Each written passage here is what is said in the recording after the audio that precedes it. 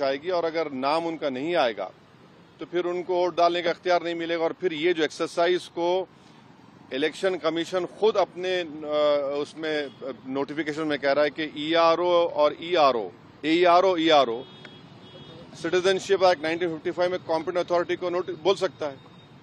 अब जिसका नाम नहीं आएगा वो तो अपना वोट भी खो देगा, उसकी लाइवलीहुड का भी उसको एक नुकसान हो जाएगा। तो ये सब बातें हमने उनके सामने रखी। बहुत देर तक हमारी मीटिंग हुई। उन्होंने अपनी बात को कहा, उन्होंने भी बताया हमको। अब ये हमारी आज की मीटिंग की ये वो माने मोटा मोटा ये जो हुआ। पार्टियां हैं बिहार में, जो विपक्षी पार्टियां हैं, एक के बाद एक पहले मैडम को। विपक्षी पार्टियां जो दूसरी है वो सुप्रीम कोर्ट पहुंच गई है इसी मुद्दे को लेकर। कह रहे कि एसआईआर जो है वो कहीं न कहीं इस वजह से भी किया जा रहा है ताकि बीजेपी को फायदा हो सके। वहाँ सुप्रीम कोर्ट ने नोटिस इशू किया 10 तारीख के लिए। अब हमारी पार्टी में भी हम बैठ के बात करेंगे और इस पर क्या फैसला लेंगे। मगर हमारा एक ही है कि आप इतने कम टाइम में एक्सरसाइज कैसे कर पाएंगे? बहुत टाइम कम है। एसआईआर में भाई जो लोग जो अपना एड्रेस चेंज कर लिए उनको क्यों आप पूछ रहे हैं बर्थ सर्टिफिकेट? माइग्रेशन होता है, अब क्या करेंगे वो लोग? मैं हैदराबाद में बैठा हूं, तेलंगाना के मुख्तलिफ गांवों से हर मेरे ऑफिस को कभी 10 लोग कभी 20 लोग बिहार के आते हैं कि हम यहाँ पर लेबर हैं, बताओ हम क्या करना चाहिए। अब उनके पास पैसे भी नहीं है वापस जाने बिहार को। परेशानी वो होगी क्योंकि लॉ तो बोल रहा है कि उनको रहना पड़ेगा वहां पर।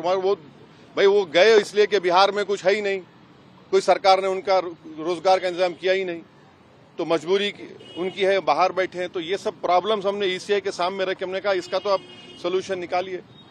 चुनाव आयोग ने क्या भरोसा दिया आपको? काफी आप चुनाव आयोग खुद बोलेगा, मैं क्यों बोलूंगा चुनाव आयोग की तरफ से? क्योंकि वो तो अंदर से आप आश्वस्त नहीं आश्वस्त सवाल नहीं। देखिए हमने ये सब जो बातें आपके सामने रखी हैं, जो पॉइंट्स हमने सामने रखी हैं, उनके सामने जाके बोला हमने कि ये प्रैक्टिकल डिफिकल्टीज हैं, कैसा आप एक महीने के अंदर कैसा करेंगे। तो उन्होंने कहा कि नहीं हम लोग बीएलओस को रखे हैं, वॉलंटियर्स को रखे हैं।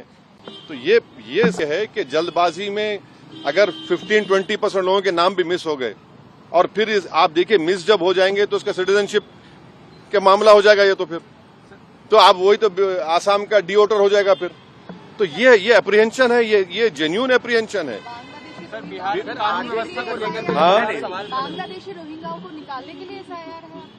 अरे देखिए फिर 2024 में किसको वोट डालने दिया आपने? 24 में आपने वोट दिया, मैंने वोट डाला बिहार में। हमारा देखिए एक सिनारियो विजुअलाइज करिए आप लोग।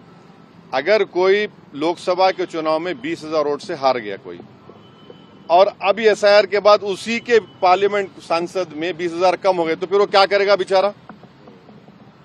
उसको राइट मिलना चाहिए। राइट तो रिकॉल तो हमारे पास नहीं है। तो इसीलिए हम कह रहे हैं हम एसआईआर के खिलाफ नहीं है, आप टाइम दीजिए ना। विपक्ष कह रहा है